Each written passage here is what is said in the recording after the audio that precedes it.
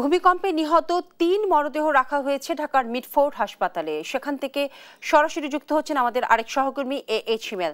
হিমেল, হাসপাতালের চিত্র বলুন আমাদেরকে। আপনি জানেন যে আজ সকাল 10:38 যে ভূমিকম্প হয় ঢাকা থেকে এবং ঢাকা সহ পুরো বাংলাদেশে কিন্তু কাঁপুনি উঠে এবং তারপর কিন্তু একের পর এক সংবাদ আসতে থাকে। আমি এই মুহূর্তে রয়েছি রাজধানীর যে মিটফোর্ড হসপিটাল রয়েছে সলিমুল্লাহ মেডিকেল, সেই মেডিকেলে রয়েছি এবং সেই মেডিকেলের মর্গে আমরা এই মুহূর্তে রয়েছি। দেখতে পাচ্ছেন যে এখানে আমরা যেটি জানতে পেরেছি আরমানিটোলায় যে রেলিং পড়ে যে ঘটনাটি ঘটে সেই ঘটনায় কিন্তু 6 জন আহত এবং 3 জন কিন্তু মারা যায় এবং যে 3 জন গুরুতর আহত তাদেরকে হসপিটালে নিয়ে আসার পর কিন্তু চিকিৎসক মৃত ঘোষণা করেন। এই মুহূর্তে তাদেরকে কিন্তু যে মর্গ রয়েছে সেই মর্গে রাখা হয়েছে।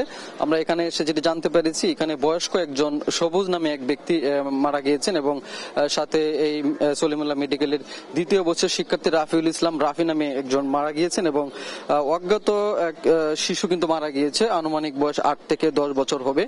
আমরা এখানকার যে কর্মরত চিকিৎসকরা রয়েছেন এবং হাসপাতাল কর্তৃপক্ষ রয়েছেন তাদের সাথে কথা বলেছে এবং পুলিশ কিন্তু ইতিমধ্যে এই যে মর্গের লাশগুলো আছে সেগুলো শনাক্তকরণের কাজ করছে। মর্গের পাশে কিন্তু পুলিশ তাদের কাগজপত্রের যে বিষয়গুলো রয়েছে এবং তাদের লাশ শনাক্ত করার যে বিষয়গুলো রয়েছে সেটি কিন্তু হাসপাতালের যে কর্তৃপক্ষ আছে এবং পুলিশ প্রশাসন আছে তারা যৌথভাবে কিন্তু এই কাজগুলো সম্পন্ন করছেন।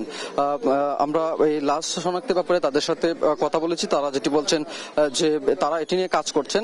তারা শুধুমাত্র মেডিকেলের যে রাফিউল ইসলাম রাফি তার পরিচয়টি শনাক্ত করতে পেরেছেন, আর যে অজ্ঞাত 2 জন বয়স্ক সবুজ নামে এক ব্যক্তি রয়েছেন এবং আর অজ্ঞাত এক শিশু রয়েছেন তাদের কিন্তু এই সার্বিক যে পরিচয় সেটির জন্য তারা কাজ করছে।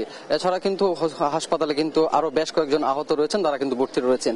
রাজধানী মিটফোর্ড সলিমুল্লাহ মেডিকেল হাসপাতালের যে সর্বশেষ পরিস্থিতি সেটি মর্গের সামনে যে সর্বশেষ পরিস্থিতি এটি ছিল আমার কাছে সর্বশেষ তথ্য।